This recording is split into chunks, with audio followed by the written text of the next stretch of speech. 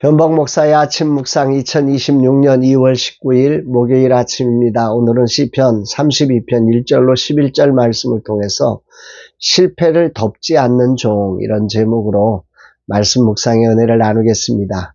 어제 설날 연휴 가족들과 함께하는 소중하고 바쁜 일정을 마쳤습니다. 그렇게 집에 돌아오니 너무 피곤해서 수요일 예배를 준비하며 체력적인 부족함을 느꼈습니다. 그러나 마음을 다해 부족한 준비를 채우며 하나님께 예배하며 겸손히 우리를 하나님께 드리고 하나님이 주시는 말씀 앞에 우리를 세우는 소중한 예배를 드렸습니다. 근자의 나의 삶의 주제는 종임을 배우는 것입니다. 종이라 하면서 모든 삶의 결정권을 내가 행사하며 살아왔던 삶을 내려놓고 겸손히 종임을 인정하고 참된 주인이신 하나님과 사랑의 관계 속에 살아가는 법을 배우려고 합니다. 나의 후반전이 진정 주님의 종임을 알고 겸손히 주인을 인정하며 주인 대신 하나님의 뜻을 따라 순종되는 삶 되기를 간절히 소망합니다. 이날 주님은 어떤 말씀으로 인도하실까? 오늘 본문 시편 32편은 표제어에 다윗의 마스갈이라고 되어 있습니다. 이 마스갈이라고 하는 단어는 깨닫게 하는 교훈시다, 이런 뜻인데요. 단순히 어떤 그 감정을 뛰어넘어서 죄사함의 복에 대한 그런 고백을 다윗은 이곳에 담아서 이 많은 사람들에게 교훈하고 싶었던 것 같습니다. 전통적으로 다윗이 사무엘하 11장 12장에 나오는 바세바 사건 이후 그 나단 선지자의 책망을 받고 회개한 경험과 이 본문이 연결되어져 있다, 이렇게 생각들을 하고 있는데요. 이런 배경에서 지어진 시로 대표적인 게 시편 51편이 나오고 그것과 더불어서 오늘 본문이 이 상황과 연결되어진 것으로 알려지고 있습니다. 시편 51편이 그 회개 현장에서 지어진 회개 현장을 담은 그런 시라고 하면, 오늘 본문 시편 32편은 회개 이후에 하나님의 죄사함의 복을 누리고 그것을 되새기는 매우 소중한 교훈을 전하고 있는 시입니다.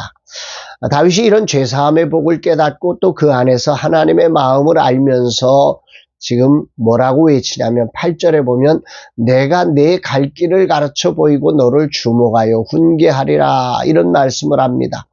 이것을 메시지 성경에서 유진 피터슨 목사는 이렇게 번역을 했어요. 너희에게 유익한 조언을 몇 마디 하겠다. 너희 얼굴을 똑바로 쳐다보고 있는 그대로 말하였다, 이렇게 표현하고 있는데요. 여기서 이제 우리가 다윗이 지금 고백하고 있는 이 말, 내가 내 갈 길을 가르쳐 보이고 너를 주목하여 훈계하겠다라고 하는 것은 우리가 오해하지 말아야 될 부분이, 다윗이 우리의 삶 전부를 다 주목하고 거기에 맞춰서 훈계하겠다, 이런 느낌으로 이것을 해석할 수는 없는 거죠. 인생은 누구나 다른 이의 삶을 완전히 주목할 수 있는 사람이 없기 때문입니다.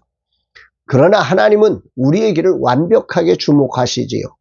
그러므로 이 다윗이 하는 이 고백은 아무도 모르는 순간조차 우리를 주목하시는 그 하나님의 인도하심을 다윗이 경험하면서 이제 그 하나님의 마음을 품고 우리를 향해서 권면하는 것입니다. 내가 이 아버지의 마음을 가지고 여러분들을 향해서 중요한 교훈을 전한다 라고 하는 투에서 오늘 내 갈 길을 가르쳐 보이고 너를 주목해서 훈계하겠다 라고 하는 이런 고백을 하고 있다고 보는 것이 마땅하다 생각이 됩니다.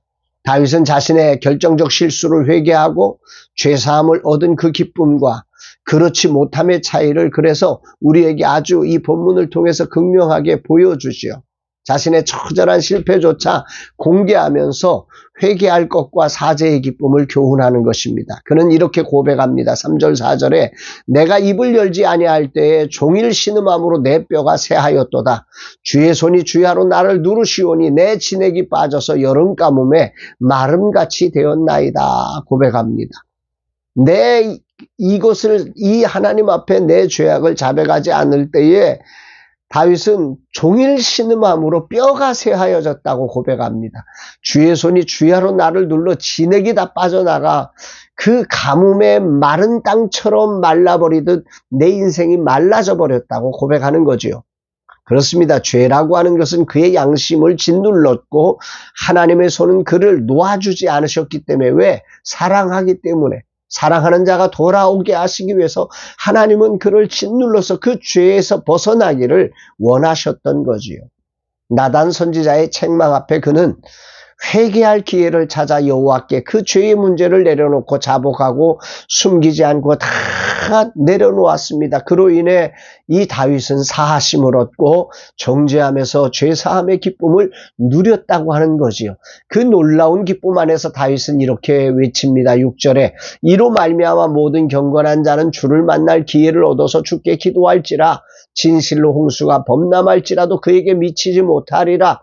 홍수가 범람해도 하나님의 심판이 감히 우리가 어떻게 할 수 없는 상황이라 할지라도 정말 하나님 앞에 우리의 그 상황이 하나님을 만날 기회로, 하나님의 찾으시는 소리로 듣고 그 하나님 앞에 나가 회개할 수 있다면 그 사람은 기회를 얻은 자다, 이렇게 말씀하고 그 홍수가 그를 완전히 멸할 수 없다, 이렇게 고백하는 것입니다.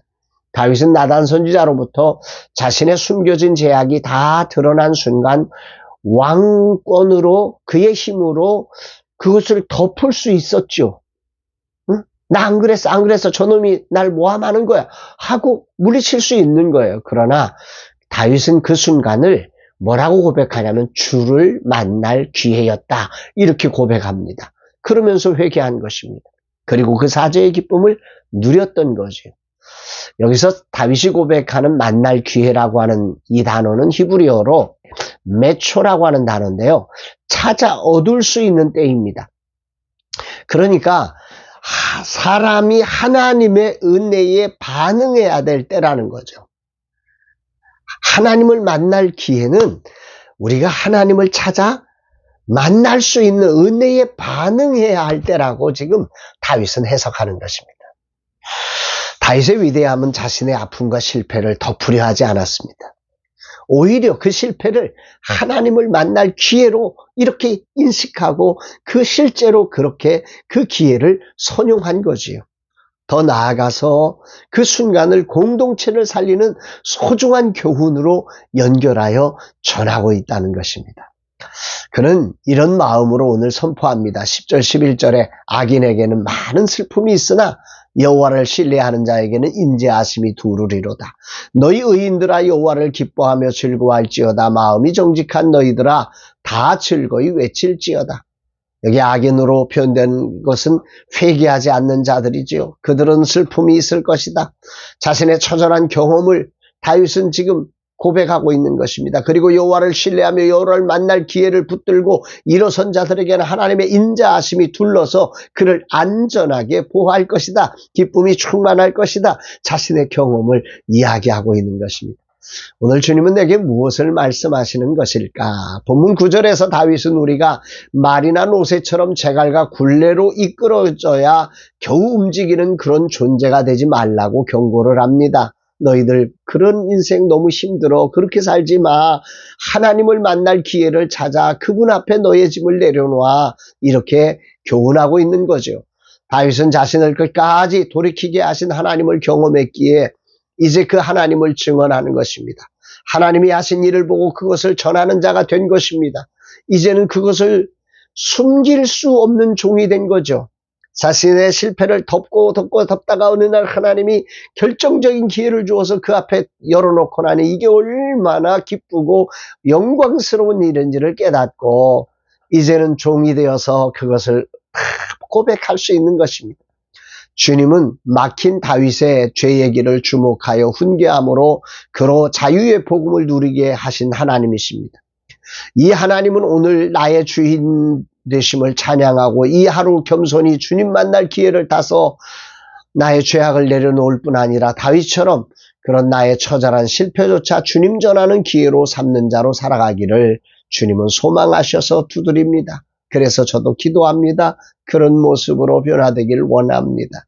하나님의 그 주목하심은 그분의 인자하심 때문이지요. 나는 회개라는 행동 때문에 안전한 게 아닙니다. 회개할 때 나를 둘러싸는 하나님의 인자하심 때문에 안전해지는 겁니다. 이 인자와 긍휼에 성실하신 하나님을 기억하고 찬양하며 전하는 종의 삶이 나의 후반전 되기를 소망합니다. 주님 저를 주목하시니 감사합니다. 날마다 누름의 압박이 아닌 사제의 은총의 자리에서 인자하심이 두르는 복된 삶 되게 하옵소서. 그리하여 종으로 주님을 전하며 이 소중한 복음을 놓치지 않게 하여 주옵소서 고백합니다. 사랑하는 여러분, 주님은 우리를 누르셔서라도 우리를 하나님의 보호와 하나님의 인자와 긍휼 안에 그 기쁨을 경험하고 그것을 전하는 자가 되기를 소망하시는 분이십니다.